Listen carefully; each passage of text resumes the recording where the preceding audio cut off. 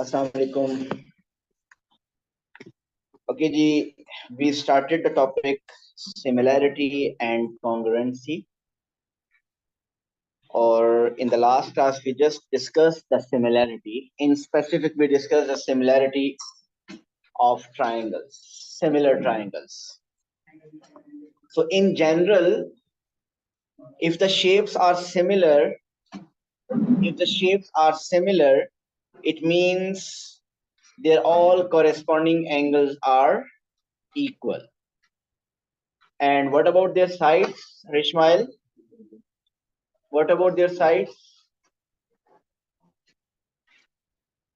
So in general, अगर similar shapes हों तो उनकी side, उनकी corresponding angles are equal and corresponding sides will have equal ratio. ये हमने last class में discuss किया था कि similar shapes में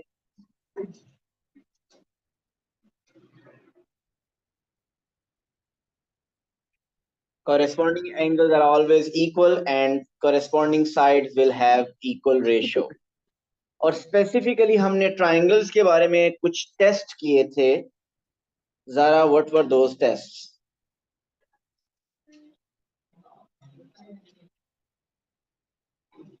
जी हुसैन, टेस्ट क्या थे? जी घर जाके देखे थे? उसके बाद आप लिखते नहीं, देखते कहाँ पे फिर जाके? जी, we did 3 tests of similarity. First is angle mean we need to prove that two angles are equal. अगर आप two angles equal prove कर लेते हैं, इसका मतलब triangles are similar. अगर आपके पास angles के बारे में information नहीं है, हुसैन इधर को के कौन बैठा हुआ है? ओके, हुसैन इधर आगे आ जाए. So the first test is two angles are equal. अगर two angles equal ना हो तो आप फिर क्या चेक करते हैं? फिर टेस्ट क्या है? All three corresponding sides should have equal ratio. अगर आप तीनों corresponding sides की ratio find कर सकते हैं और अगर वो ratios equal हैं, it means the triangles are similar. Second test है. So अगर आपके पास angles की information है तो angle के through prove करेंगे. और अगर sides के बारे में all the sides are given, then you will change the ratios of the corresponding sides. अगर corresponding sides की ratio equal, it means the triangles are similar.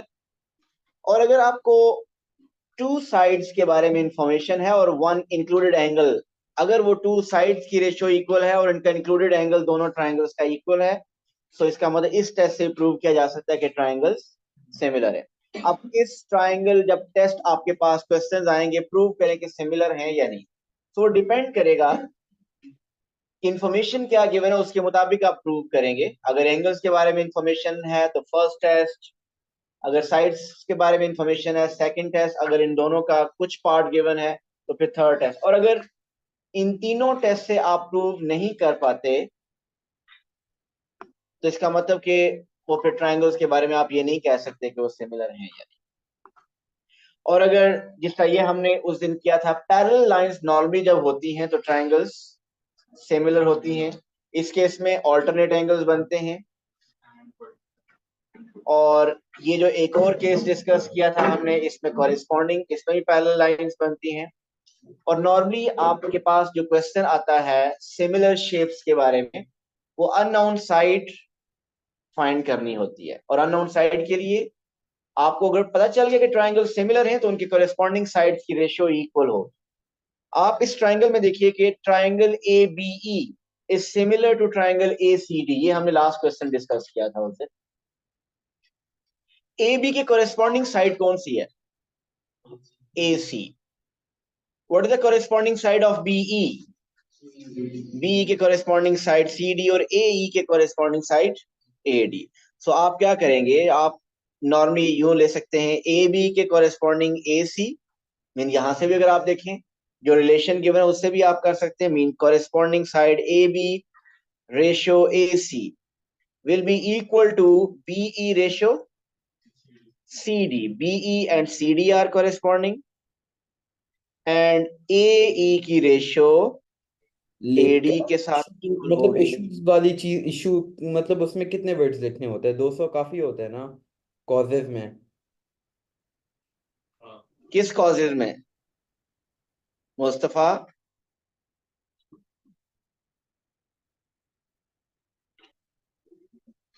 वो साथ साथ इंग्लिश में मुझे लगता है कर रहा है, उस पर 200 वर्ड लिखने होते हैं, वो काफी होते हैं यार। अच्छा जी, अब आगे चलते हैं। ये हमारा लास्ट का लेक्चर था, लास्ट टाइम भी हमने किया। इसके थ्रू हम अननाउन साइड भी फाइंड कर सकते हैं रेशियोज के थ्रू। ओके, अगर शेप्स सिमिलर हों, फॉर सिमिलर शेप्स,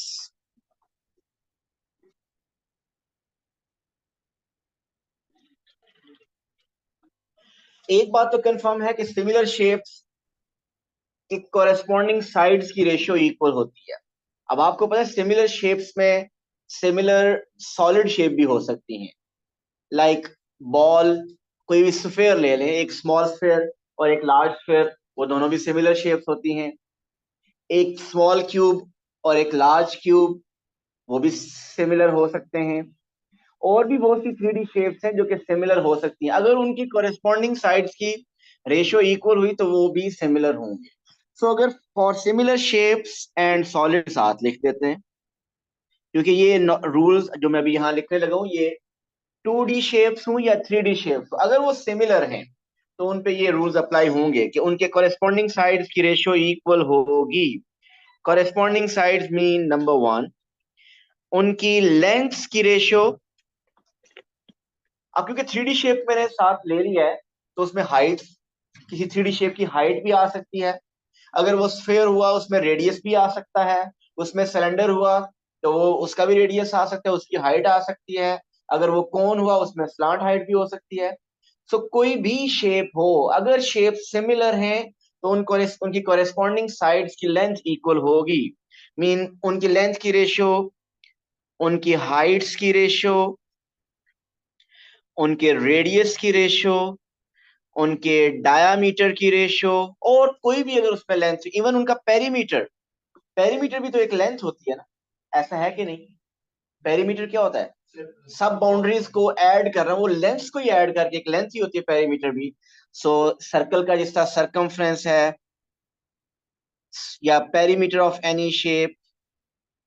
सो अगर शेप सिमिलर हुई, उनकी कॉरेस्पॉन्डिंग लेंथ्स कोई भी हो, वो लेंथ, रेडियस है, डायमीटर है, हाइट है, सरकमफ्रेंस है, perimeter, they all will be equal, but not area. अगर एरिया की बात करें तो एरिया एरिया डिफरेंट यूनिट हो जाती है। ये सब जितनी में लिखी है, these all are lengths. Areas की रेशियो क्या होती है? Square, yes. Square of what? Length. अगर टू शेप सिमिलर हैं तो उनके एरियाज की रेशियो लेंथ की रेशियो के इक्वल नहीं होती। It will be area one over area two will be L1 over L2 whole square.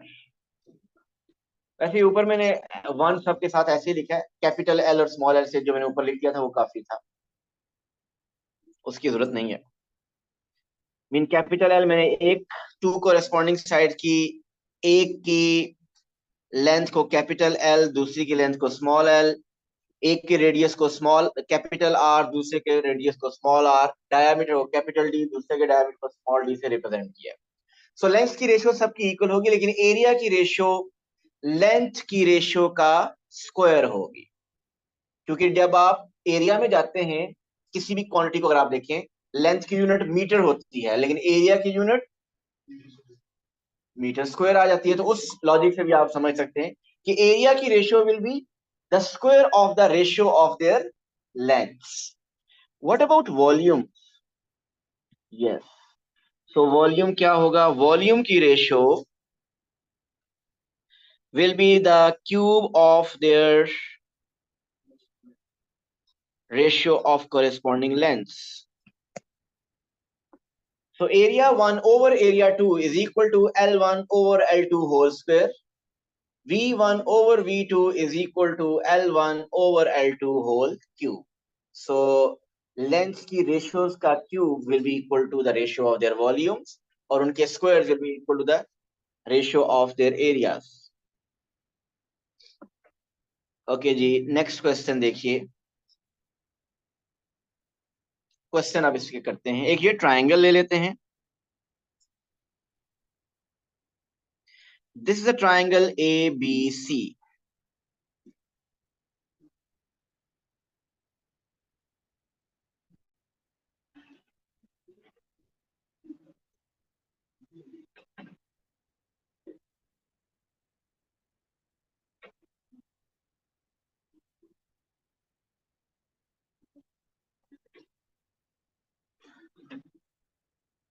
This is triangle PQR. It is given that angle C is equal to angle Q. It is given that angle C and angle Q, they are equal. It is also given that angle A and angle P are equal. It is given. अगर ये given है कि these two corresponding angles are equal, so it means the triangles are similar. So अगर triangles similar हैं तो इनके सब sides की ratio equal होगी, एरिया की रेशियो इक्वल होगी, एरिया की रेशियो लेंथ की रेशियो का स्क्वायर होगी। वॉल्यूम तो इसमें हो नहीं सकता क्योंकि 2D शेप्स का वॉल्यूम तो नहीं होगा। अच्छा जी, क्वेश्चन इज कि this is 5 centimetre, this is 2 centimetre, this is से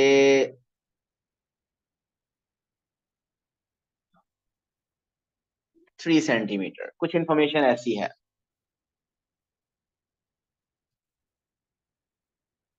जी। Question is find the ratios of their areas.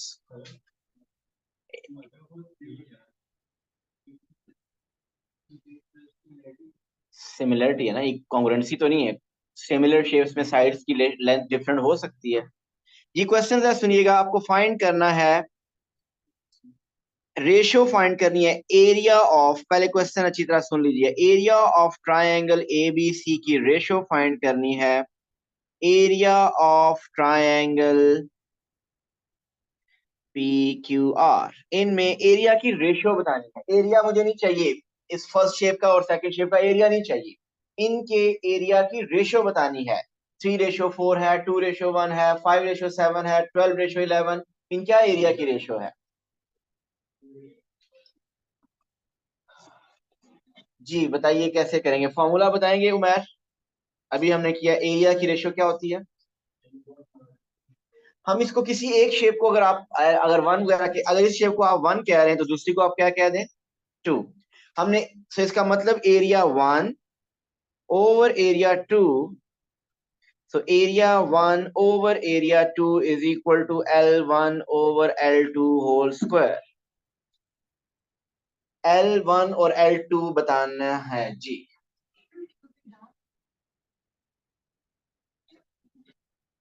Why?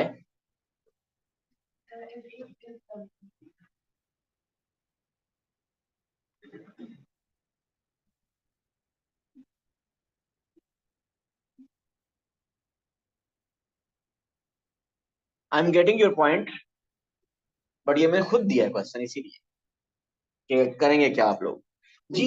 What is L1 और L2 रोहान? L1 क्या है और L2 क्या लेंगे आप?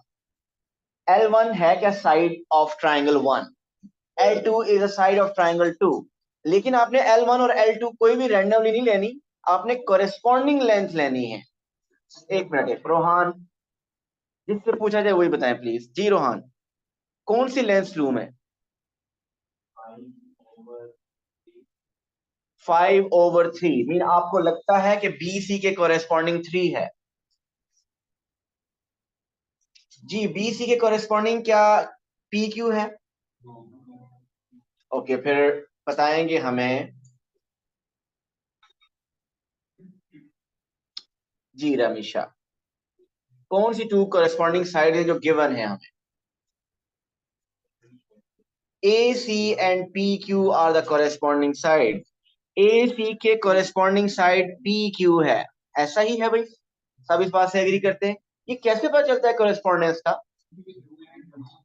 जी आप ये देखिए, उसने ये बताया था कि एंगल C इक्वल है एंगल Q के, तो C के corresponding Q हुआ, ऐसे ही है।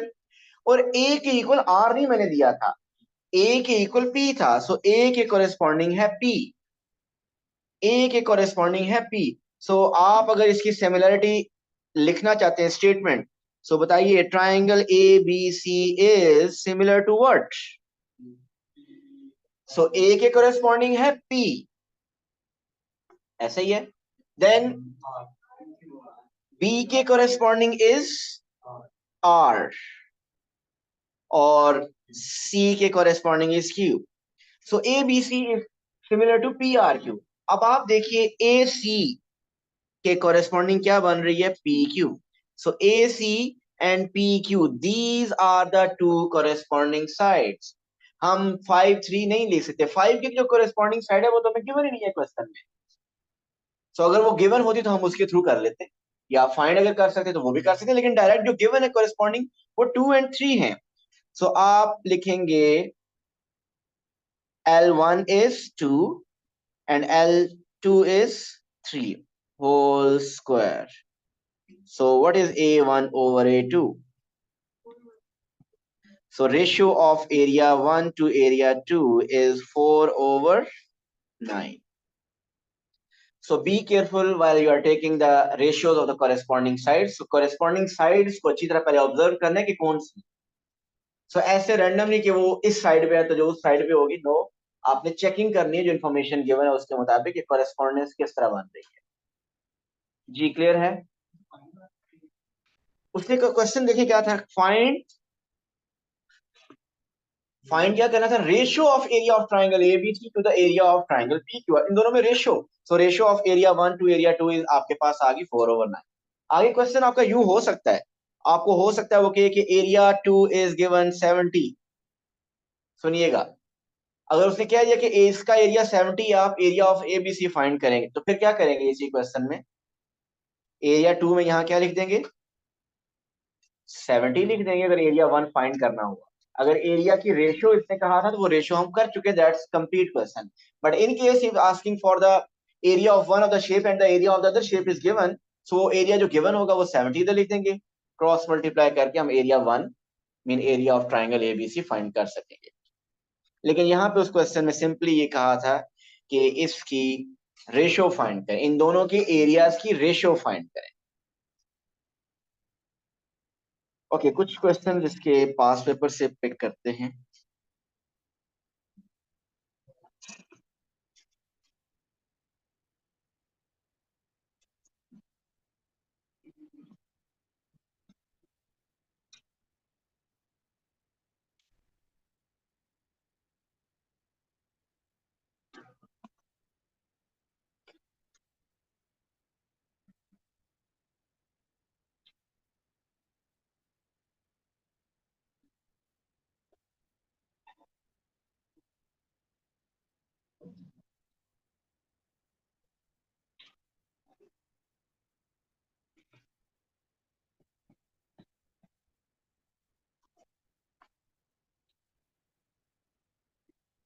जी अटेम्प्ट कीजिए क्वेश्चन।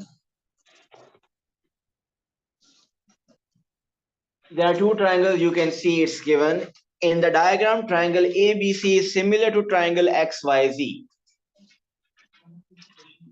Yes Ishmael, लाइट, ये लाइट ऑफ करके कोई और ट्राई करें जरा।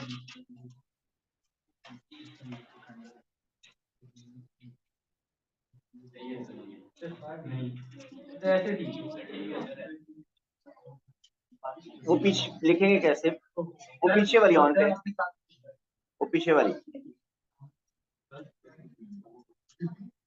वो जो लाइट है ना वो ऑन, ये पंखा ऑफ,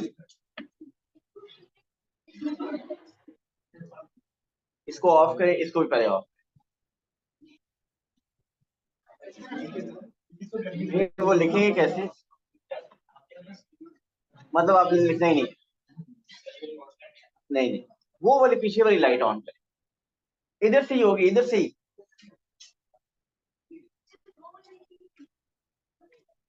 चलिए वन बाय वन सारे ऑन करें, पंखे के अलावा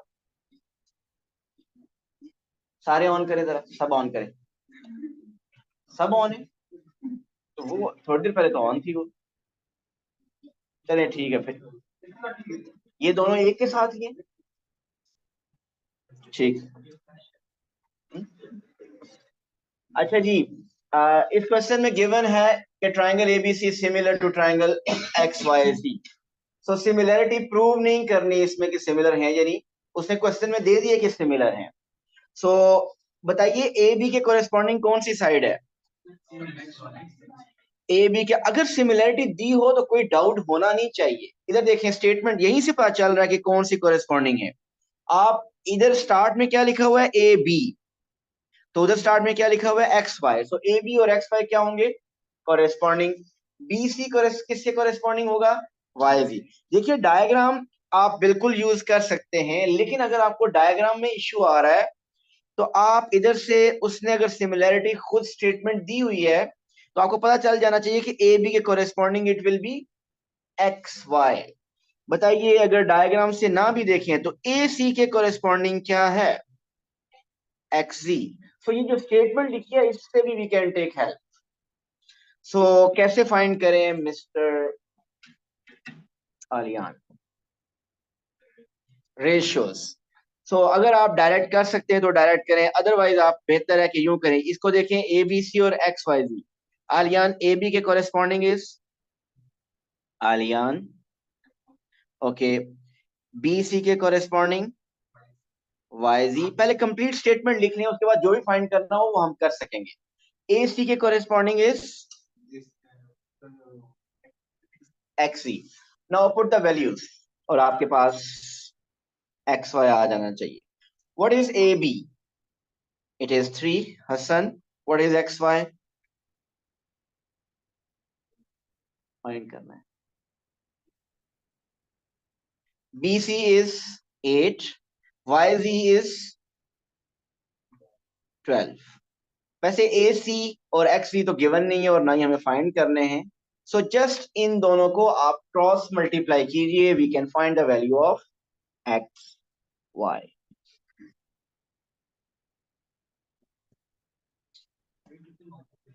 1 मार्क का ही होगा मेरा ख्याल है। आप डायरेक्ट ये लिखें।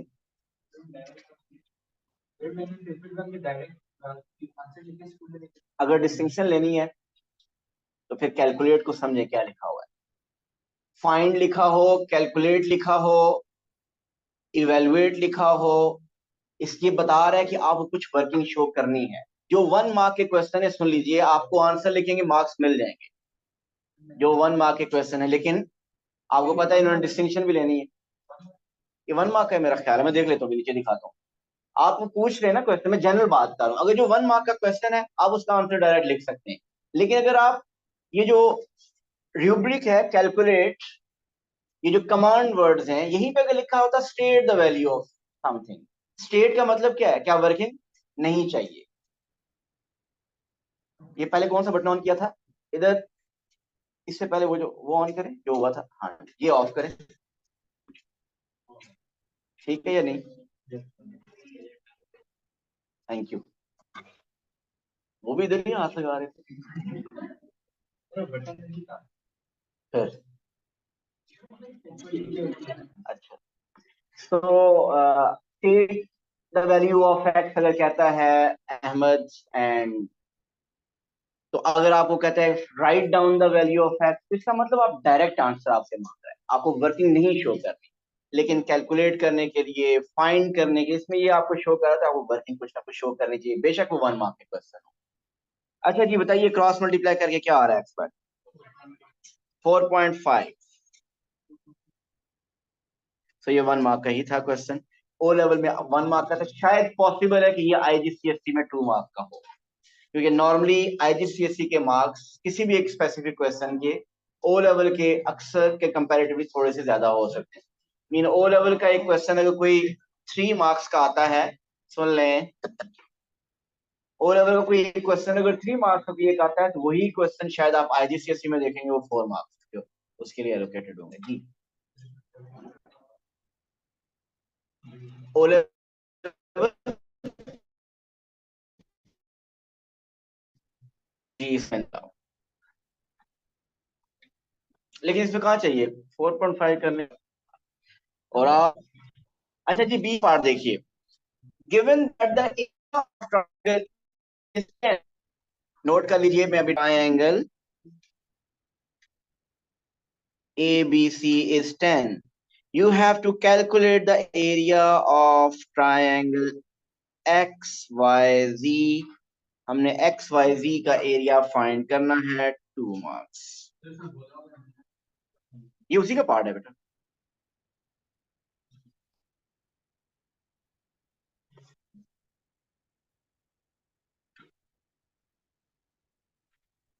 जी ये कैसे करेंगे जी, बताइए रमीशा। एरिया 1 ओवर एरिया 2, अब क्लियर कर लें एरिया 1 किसको कह रहे हैं आप, ABC। तो आप ऐसा करें area of triangle ABC, A1 की बजाय आप ये कंप्लीट लिखते हैं। एरिया 2 आप किसको कह रहे हैं, area of triangle XYZ is equal to L1 over L2 whole square. जी area of triangle ABC given है ना अब इस क्वेश्चन में, वो क्या है 10। Area of triangle XYZ find करना है। सो जो फाइंड करना है उसको हम अननोन कह देते हैं, ए कह दें या A2 लिखना चाहते हैं वो भी लिख सकते हैं। नाउ L1 L2 बताएंगे हमें ज़हरा। ज़ारा, ज़ारा कौन है और ज़हरा कौन है, आर यू, ज़हरा बताएंगे फिर। 8/12, क्या 8/12 ठीक बता रहे हैं, कॉरेस्पॉन्डिंग साइड्स हैं 8 और 12। यस, आप ये आर्क्स देख सकते हैं, सिंगल आर्क से 2 आर्क्स के दरमियान वाली लेंथ है इधर, तो उधर भी सिंगल आर्क और 2 आर्क्स के दरमियान वाली लेंथ 12 बन रही है। वैसे तो इस क्वेश्चन में कॉरेस्पॉन्डेंस दी हुई है स्टेटमेंट में। तो 8/12, 12/8 या 8/12, ये भी मैटर करेगा। आपने इधर ABC को न्यूमरेटर में रखा हुआ है, तो ABC की इस साइड को न्यूमरेटर में 8/12 स्क्वायर। देखिए अगर आप इसको विदाउट कैलकुलेटर करना चाह रहे हैं, जो कि ओ लेवल वालों को पेपर 1 में आया है, तो इसको कैसे करना चाहिए, स्क्वायर ओपन करने से पहले 8 और 12 को कैंसिल कर लीजिए। 8 और 12 को 2 से कैंसिल करेंगे तो यू विल गेट, सॉरी 4 से कैंसिल करेंगे तो 2/3 उसका स्क्वायर। अब नेक्स्ट स्टेप में उसका स्क्वायर ले लें, 10/A is equal to 2 square is 4, 3 square is 9। Now cross multiplication, 10 times 9 is 90 is equal to 4A. So area is equal to 90 divided by 4, which is 11 point, sorry, 22 point, सही कह रहे हैं, 22.5. So unit is, so area is 22.5 centimeter square. जी, what?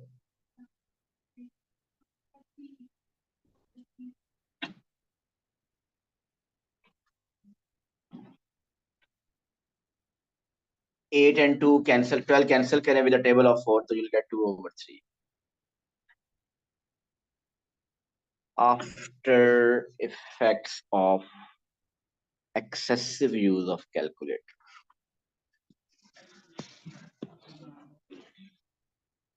Okay जी, question 2। Okay ये तो congruency आ गई, हम सिमिलैरिटी भी कर रहे हैं।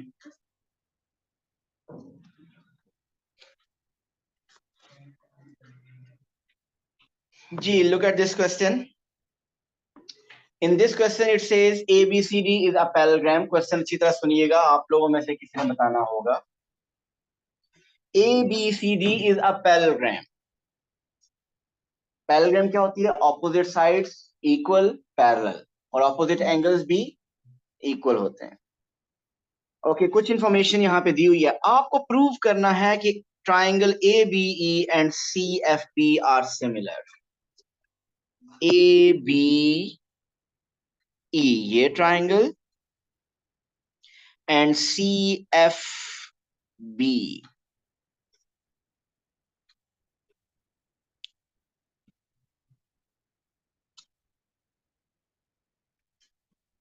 ये प्रूव करना है कि ये टू ट्राइंगल्स सिमिलर हैं।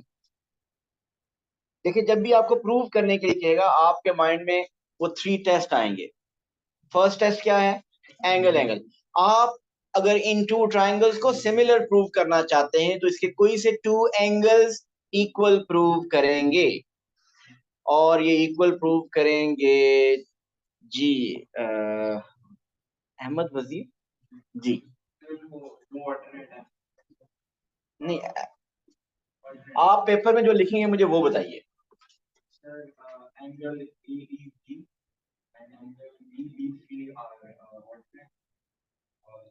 ओके, स्टेट वेट वेट यहाँ पर रुकते हैं। ये सुनिएगा, इन्होंने कहा कि ये कह रही है कि ये वाला एंगल इस ट्राइंगल का, जो फर्स्ट ट्राइंगल है उसका ये एंगल, इस ट्राइंगल को आप नाम दे सकते हैं A E B, and this angle, ये उस दूसरी ट्राइंगल का एंगल है ना। ये कह रहे हैं कि ये दोनों एंगल्स इक्वल हैं, और रीजन वो बता रहे हैं कि it is alternate angle. Is ही correct?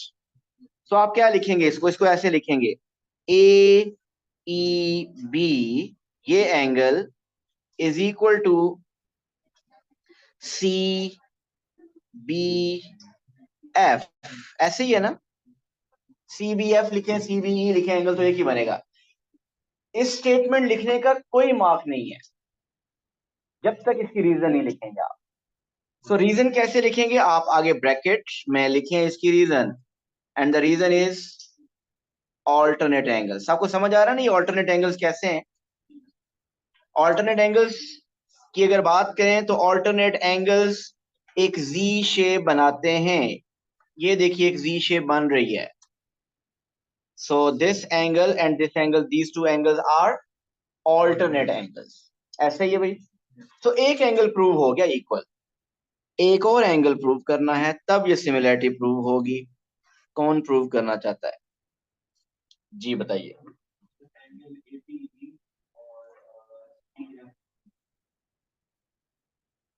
Ji, mister Ahmad is saying कि दिस एंगल, इस ट्राइंगल का ये एंगल और इस ट्राइंगल का ये एंगल इक्वल है, और ये भी वो कह रहे हैं ऑल्टरनेट है। इसमें कहीं बन रहा है जी? यस, बन रहा है। कैसे बन रहा है ये मैं बताता हूँ, देखिए।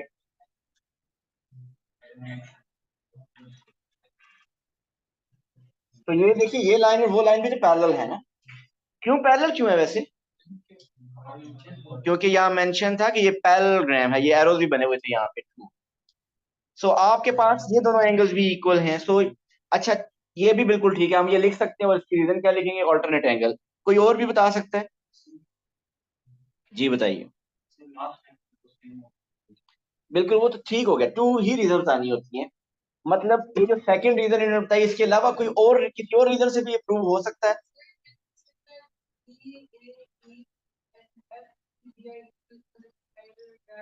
यस राइट, बिल्कुल ठीक है जी। मरियम इज सेइंग कि ये वाला एंगल इस ट्राइंगल का और इस ट्राइंगल का ये एंगल, ये भी दोनों इक्वल हैं।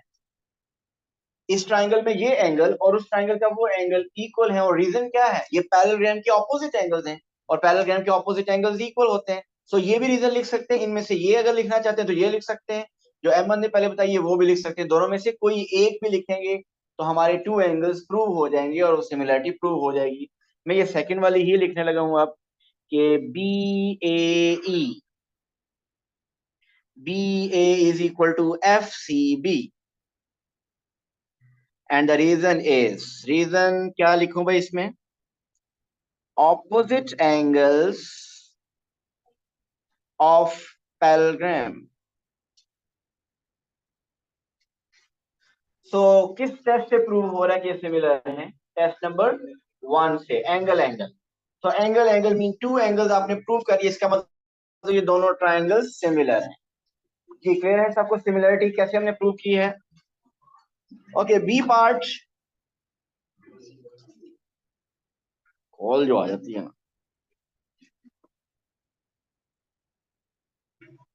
कैलकुलेट करना है BC।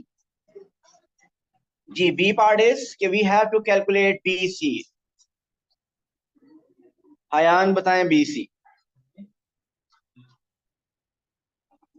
कैसे फाइंड करेंगे? BC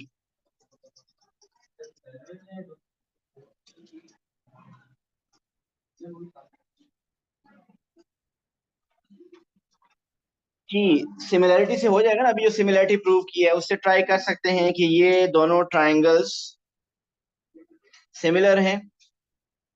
ये ट्राइंगल सिमिलर है ना, तो आप रेशियो लिखिए, ए बी के कोरेस्पॉन्डिंग क्या है, सी एफ। बीई के कोरेस्पॉन्डिंग हसन,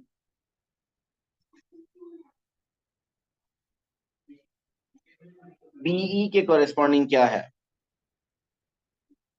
यहां से हेल्प ले सकते हैं,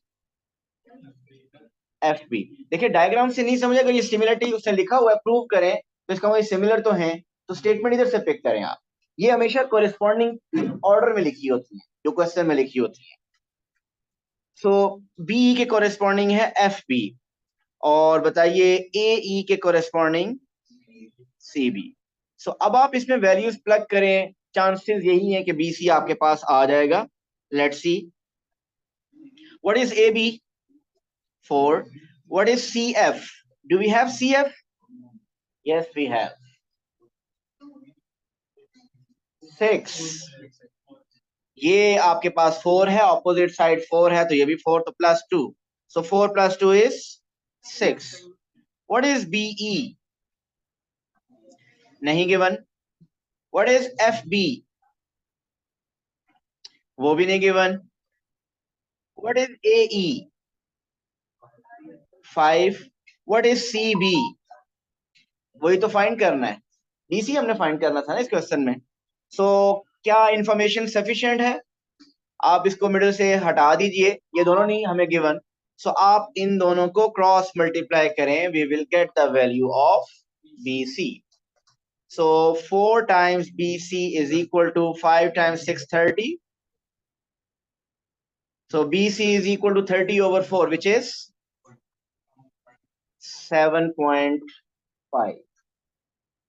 जी आपके पास जो पास पेपर्स हैं उसमें टॉपिक सिमिलैरिटी, कांग्रुएंसी अभी हमने नहीं की, सिमिलैरिटी के पास पेपर के क्वेश्चंस अटेम्प्ट कीजिएगा और प्रॉब्लम्स कल लेके आइएगा। Thank you so much, Allah Hafiz. Sir एक क्वेश्चन है। जी मुस्तफा। सर अगर बीसी जो है वो 7.5 है तो ए ई 5 है तो ई जो है वो 2.5 होएगा। बिल्कुल 2.5। Thank you sir, Hafiz.